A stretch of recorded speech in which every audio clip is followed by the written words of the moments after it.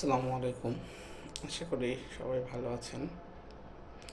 ফজর ওয়াক্ত নামাজ পড়ে একটা শর্ট ভিডিও করার জন্য বসলাম আর কি। তো আসলে আমি টেস্টিং ফিল্ডের মানুষ, সফটওয়্যার টেস্টিং, কিউএ। তো এই ফিল্ড নিয়ে আলোচনা করি।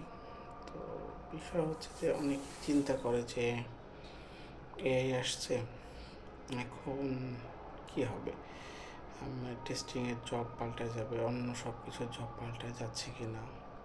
গত কয়েকদিন আমরা দেখিনি যে খুব বেশি লোকজন ঝরে গেছে, বাট তারা এআইকে অ্যাডপ্ট করছে।